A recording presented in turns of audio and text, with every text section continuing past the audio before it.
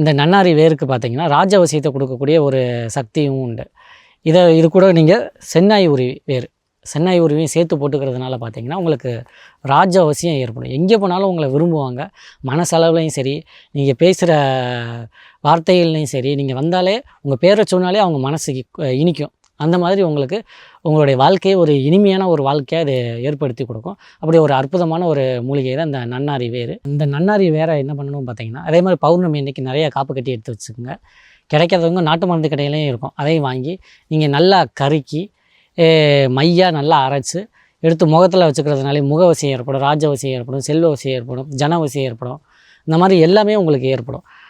இதை கோயில் வச்சுருக்கவங்களும் கூட யூஸ் பண்ணலாம். இப்போ பார்த்திங்கன்னா கோயிலுக்கு கூட்டமே வரல அப்படின்னு சொல்கிறவங்க கூட இந்த நன்னாரி செடியை வாங்கி கோயில் தோட்டங்களில் இதை முளைக்க வைக்கிறதுனாலையும் பார்த்திங்கன்னா உங்களுக்கு ஜனவசியம் ஏற்படும். வீட்லேயும் நீங்கள் வச்சுக்கலாம். வீட்லேயும் வச்சுக்கிறதுனால உங்களுக்கு குடும்பமே ஒரு இனிமையான ஒரு வாழ்க்கையை நடத்தக்கூடிய கணவன், மனைவி, குழந்தைகள், வீட்டில் உள்ள எல்லா உறவுகளும் பார்த்திங்கன்னா உங்களுக்கு இனிமையாக நடந்துக்குவாங்க. ஒவ்வொருத்தர் வீட்லேயும் கண்டிப்பாக நீங்கள் நன்னாரி செடி வாங்கி வச்சு வளர்க்கணும். ஏன்னா இந்த செடியினுடைய சக்தி பார்த்திங்கன்னா வீட்டில் உள்ள எல்லாருடைய மன கசப்பு, மன துயரங்களையும் நீக்கி இனிமையான ஒரு வாழ்க்கையை நல்கும்.